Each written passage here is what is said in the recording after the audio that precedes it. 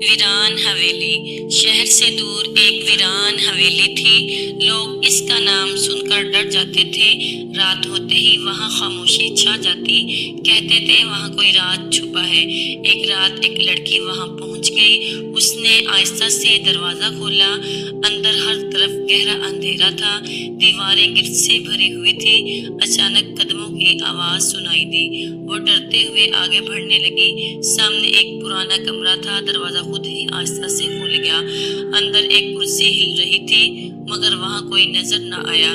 تب ایک سرد آواز گونجی، میں تمہارا انتظار کر رہا تھا۔ لڑکی خوف سے ساکت رہ گئی۔ اب واپس جانا ممکن نہیں تھا۔ اصل راز ابھی باقی تھا۔ لڑکی نے ہمت سے قدم بڑھایا۔ آواز پھر سے سنائی دی۔ کمرہ ٹھنڈی ہوا سے بھر گیا۔ سامنے ایک پرانا آئینہ تھا۔ آئینہ اچانک چمکنے لگا۔ اس میں ایک لڑکی نظر آئی۔ وہ خاموشی سے اسے دیکھ رہی تھی۔ اس نے آہستہ ہاتھ اٹھایا اور دیوار کی طرف اشارہ کیا۔ لڑکی نے دیوار کو غور سے دیکھا۔ وہاں ایک خفیہ دروازہ تھا۔ دروازہ خود ہی کھل گیا۔ نیچے اندھیری سیڑھیاں جا رہی تھی۔ ہر قدم پہ دل تیز دھڑک رہا تھا۔ آخر میں ایک پرانا صندوق رکھا تھا۔ جیسے ہی اس نے ہاتھ بڑھایا، صندوق خود بخود کھل گیا۔ اندر ایک پرانی ڈائری رکھی تھی۔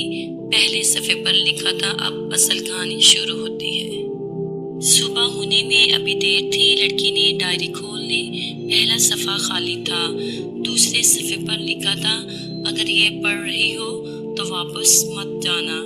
اس کے ہاتھ کانپنے لگے۔ اچانک کمرہ لرزنے لگا۔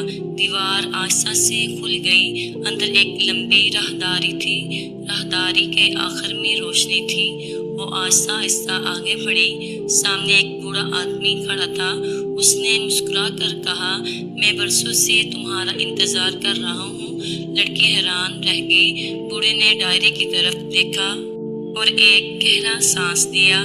پھر آہستہ آہستہ سے بولا، اس حویلی کا راز تمہارے خاندان سے جڑا ہے۔ ناول کہانی ابھی جاری۔